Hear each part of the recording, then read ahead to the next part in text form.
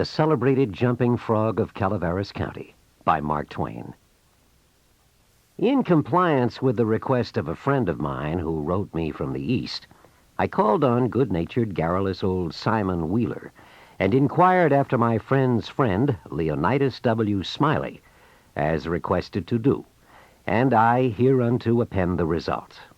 I have a lurking suspicion that Leonidas W. Smiley is a myth, that my friend never knew such a personage, and that he only conjectured that if I asked old Wheeler about him, it would remind him of his infamous Jim Smiley, and he would go to work and bore me to death with some exasperating reminiscence of him as long and as tedious as it should be useless to me.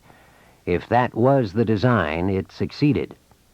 I found Simon Wheeler dozing comfortably by the barroom stove of the dilapidated tavern in the decayed mining camp of Angels, and I noticed that he was fat and bald-headed and had an expression of winning gentleness and simplicity upon his tranquil countenance. He roused up and gave me good day.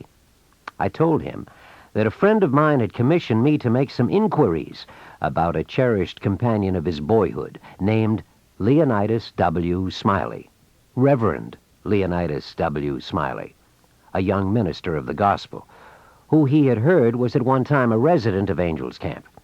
I added that if Mr. Wheeler could tell me anything about this Reverend Leonidas W. Smiley, I would feel under many obligations to him.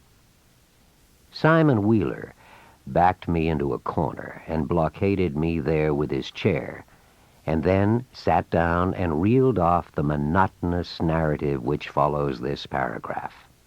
He never smiled, he never frowned, he never changed his voice from the gentle flowing key to which he tuned his initial sentence, he never betrayed the slightest suspicion of enthusiasm, but all through the interminable narrative there ran a vein of impressive earnestness and sincerity, which showed me plainly that so far from his imagining that there was anything ridiculous or funny about his story, he regarded it as a really important matter, and admired its two heroes as men of transcendent genius in finesse. I let him go on in his own way, and never interrupted him once. Well, there was a fellow here once by the name of Jim Smiley in the winter of '49. Or maybe it was the spring of '50. Don't recollect exactly. Somehow, though, what makes me think it was one or the other is because I remember the big flume one finished when he first come to the camp. But anyways, he was the curiousest man about all us betting on anything that turned up you ever see. If he could get anybody to bet on the other side, and if he couldn't, he'd change sides. Anyway, what suited the other man would suit him. Well, anyway, just so's he got a bet. He was satisfied. But still he was lucky, uncommon lucky. He'd most allus come out winner. He was always ready and laying for chance. There couldn't be no solitary thing mentioned but that fella'd offer to bet on it and take every side you please, as I was just telling you. Now, if there was a horse race, you'd find him flush or you'd find him busted at the end of it. If there was a dog fight, he'd bet on it.